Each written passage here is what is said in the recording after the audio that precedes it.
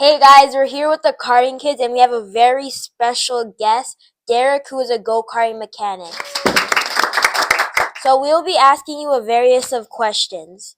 Starting with the first one. Why did you want to become a go-kart mechanic and how did you do it? Is there a manual or did you watch like YouTube? So I never really planned on becoming a go-kart mechanic. I just kind of fell into it. My younger brother was racing go-karts at the time. I wanted to watch him race. I've always loved racing and that kind of background. I've always been good with my hands. So I kind of fell into it that way. I got approached by a team to work with them. I started working with them and then I started working with Lorenzo and here I am. But yeah, I never planned on doing it, but I got into it by just working with my hands and jumping in. And do you pick a kid to work with because they're really good at driving? So yes and no. I pick a kid that I see has potential and that needs the help to get him to the level of racing that he needs to be at. So, like with yourself, I saw a lot of potential in you, and I wanted to make you the victor that you should be. Now, why do you get so emotional when a driver wins or loses a race? Well, I get really emotional because it's a lot of my hard work that goes into it. So when my hard work goes and helps win that race, it's a huge thing for me. It's a huge accomplishment for me. I don't receive a trophy, but I still get that little bit in my heart that's fulfilled. And why is it so important to work closely with the person who builds engines? So with engine builders and mechanics, we have to kind of work symbiotically. We have to work with each other so we can get like dyno sheets, and I can know how to run the engine properly because that's going to affect all my tuning and my gearing towards the motor. How do you know which gears to put on depending on which track you're racing at? So gearing on tracks varies per track. Sometimes you got longer straights, you got to run a lower gear to get that top speed, and then you have more turns. You got to be able to come out of those turns fast, choosing your gear that way. Your rain, your heat, everything's going to affect your gear because it affects how your engine runs with your tires that you have I don't understand a single thing you just said. on. Explain it to me like I'm like 5 years old. Okay, so bigger gear in the back, bigger gear in the front, turns harder, you get more straightaway, but you don't get there as quick. So longer straightaways, you run bigger gears like that, so you have more to it. But with the rain, you want a little bit more like in the corners to control yourself. So you're gonna change your gearing that way, and it's gonna change per track. You got longer straightaways, more corners, and such. So, why do you stick with one kid and help them go through their whole karting journey? So I don't necessarily stick with one kid.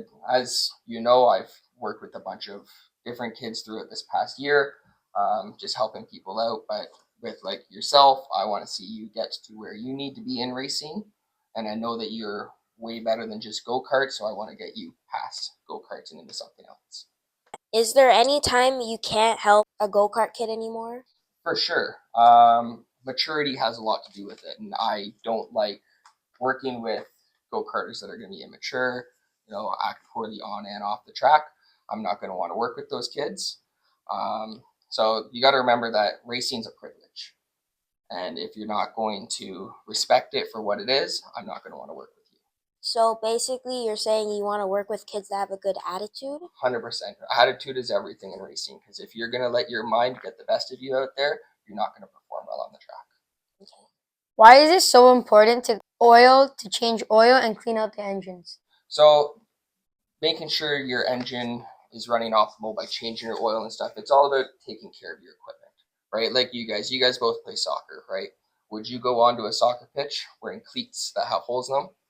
Of course not. Why would you let your engine get in that same kind of condition? So you keep on top of maintenance, like cleaning your oil.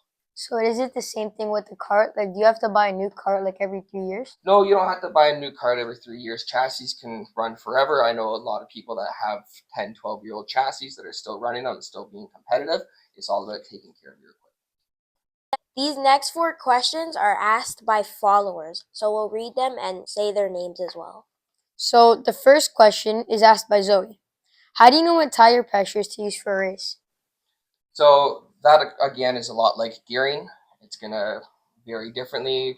If you're starting further back in the pack, I'm gonna want to get you up quick by running tire pressures a little higher and letting those tires kick in. While if you're starting in the front of the pack, I'm notorious for controversial tire pressures by running them significantly lower than what everyone else does for longer races.